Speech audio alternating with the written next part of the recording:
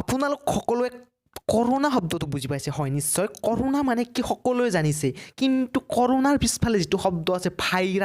virus মানে বুজি পোৱা নাই কৰোনা আজি আহিছে কালি গুচি যাব কিন্তু ভাইৰাছ কেতিয়াও গুচি নাযায় ভাইৰাছ আকৌ আহিব নতুন ভাইৰাছ আহিব নতুন বেমাৰ লৈ আহিব গতিকে ভাইৰাছ কি বস্তু জানিব লাগিব জীৱ-জন্তুৰ পৰা আমাৰ দেহলৈ ভাইৰাছ কিয় আহে জানিব লাগিব কেনেকৈ আহে সেয়াও জানিব লাগিব বাদুলিৰ দেহৰ পৰা আমাৰ দেহলৈ কিয় ভাইৰাছ আহিল সেই বিষয়ে জানিব লাগিব গতিকে বলক আজ জানো ভাইৰাছ কি বস্তু ভাইৰাছৰ বিষয়ে সকলো কথা জানিম বলক ষ্টাৰ্ট কৰোঁ শেষলৈ চাব ভিডিঅ'টো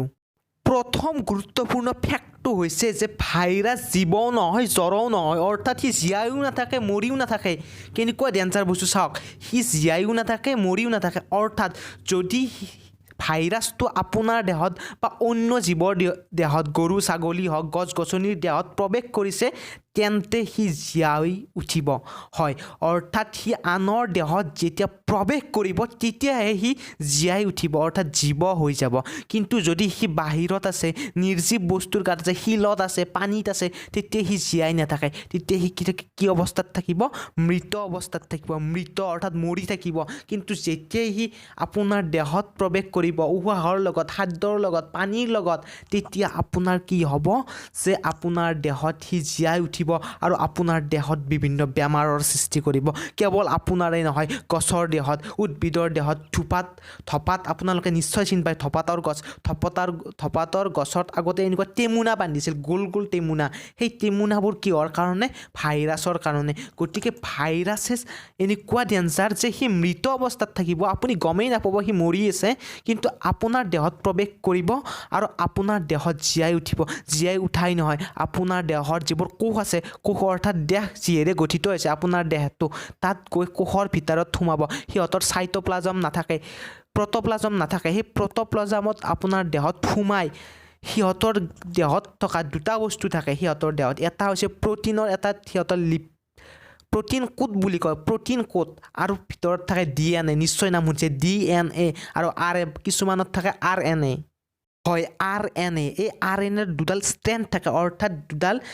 ৰছীৰ দৰে দীঘল সূতাৰ দৰে বস্তু থাকে যাক ষ্ট্ৰেণ্ড বুলি কয় ইংৰাজীত তোমাক আপোনালোকে জানিবই গতিকে এই ষ্ট্ৰেণ্ডবোৰ কি কৰিব সিহঁতে যেতিয়া বাহিৰত থাকিব জীৱটোৰ বাহিৰত সিহঁতে ষ্ট্ৰেণ্ডবোৰ ডুপ্লিকেট অৰ্থাৎ এটাৰ পৰা দুটা হ'ব নোৱাৰে মানুহ যেনেকৈ জন্ম দিয়ে সিহঁতে জন্ম দিব নোৱাৰে সিহঁতে এটাৰ পৰা দুটা হয় দুটাৰ পৰা চাৰিটা হয় চাৰিটাৰ পৰা আঠটা হয় আঠটাৰ পৰা 16টালৈ হৈ যায় এনেকৈ বাঢ়ি যাই থাকে গতিকে যেতিয়া সিহঁতে জীৱৰ বাহিৰত থাকে জীৱৰ দেহৰ ভিতৰত নাথাকে তেতিয়া সিহঁতে এনেকৈ ভাগ হৈ যাব নোৱাৰে নিজৰে আন প্ৰতিলিপি গঠন কৰিব নোৱাৰে কিন্তু জীৱৰ দেহত প্ৰৱেশ কৰাৰ লগে লগে সিহঁতে কি কৰিব নিজৰ যিটো জেনেটিক মেটেৰিয়েল অৰ্থাৎ DNA আৰু RNAটো আমাৰ দেহত প্ৰৱেশ কৰাই দিব আমাৰ দেহত প্ৰৱেশ কৰা আমাৰ যিটো ক্ষমতা আছে আমি যেনেকৈ DNAবোৰ ভাগ কৰি নতুন নতুন কোষ গঠন কৰিছোঁ অৰ্থাৎ আমাৰ বিকাশ হৈ আছে না আমি ডাঙৰ দীঘল হৈ আছোঁ নাই কিয় হৈছোঁ আমাৰ নতুন নতুন কোষ গঠিত হৈছে কিয় গঠিত হৈছে DNAবোৰ কি হৈছে ৰেপ্লিকেট হৈ আছে সেই DNA ৰেপ্লিকেট হোৱা চিষ্টেম যিটো আমাৰ দেহত আছে সেইটো কি কৰিব ভাইৰাছে ইউজ কৰিব ভাইৰাছে নিজৰ যিবোৰ DNA RNA এইবোৰ আমাৰ কোষবোৰত সোমাই দিব যাতে আমাৰ কোষটোৱে সিহঁতৰ DNA RNAবোৰক কি কৰে ৰেপ্লিকেট কৰে অৰ্থাৎ এটাৰ পৰা দুটা দুটাৰ পৰা চাৰিটা কৰে যাৰ ফলত আমাৰ যিকোনো এটা কোষত আক্ৰমণ কৰাৰ লগে লগে ভাইৰাছটো আমাৰ কোষৰ এই চিষ্টেমটো ব্যৱহাৰ কৰি এটাৰ পৰা হাজাৰটা হৈ যাব হাজাৰটা হৈ এটা সময়ত কোষটো ফাটি যায় গোটেই ওলাই যাব গোটেইবোৰ ওলাই যায় আমাৰ গোটেই দেহটোত বিয়পি যাব আমাৰ দেহটো ভৰ্তি হৈ যোৱাৰ পিছত আনৰ দেহলৈ যাব এজনৰ পৰা আনজনলৈ সংক্ৰমণ ঘটিব সংক্ৰমণ হোৱাৰ বেলেগ বেলেগ কেতিয়াবা কাহেৰে আৰু এনেদৰেই এখন দেশ এখন গাঁও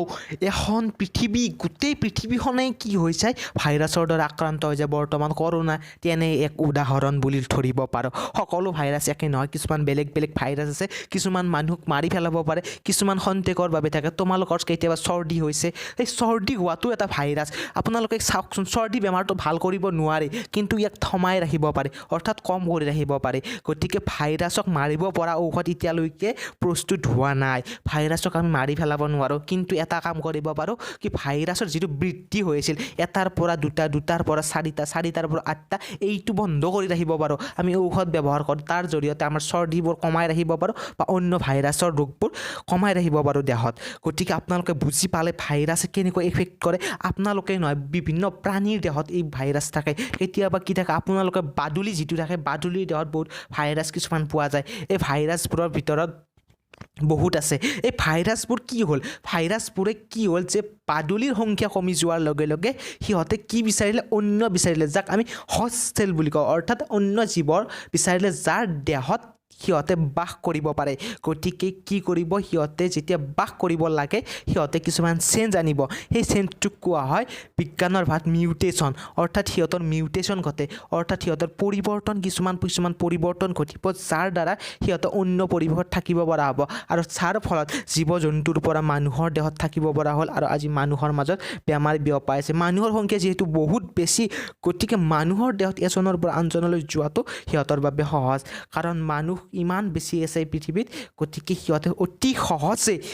সহজে কি কৰিব পাৰে সংক্ৰমণ ঘটিব পাৰে সংখ্যা বৃদ্ধি কৰিব পাৰে গতিকে ভাইৰাছৰ পৰা সাৱধান থাকক ভাইৰাছ ডেঞ্জাৰ বস্তু হয় গতিকে আপোনাক সজাগতাই আপোনাক ৰক্ষা কৰিব ঔষধে নহয় গতিকে আপুনি যিখিনি হাত ধুব লাগে মাস্ক পিন্ধিব লাগে এইবোৰ পালন কৰক কৰোণা ভাইৰাছ তেনে উদাহৰণ গোটেই বিশ্বতে সংক্ৰমণ ঘটিছে কৰোণাৰ গতিকে আগলৈও ভাইৰাছ আহি থাকিব বছৰে বছৰে আৰু কেতিয়াবা নতুন ভাইৰাছ ওলাব গতিকে আপোনাৰ সাৱধানতাই আপোনাক বচাব গতিকে সাৱধান থাকক সজাগ থাকক কৰোণাক বাদ দি আমি এইডছ চাব পাৰোঁ এইডছ বেমাৰটো এই ভাইৰাছৰ কাৰণে হয়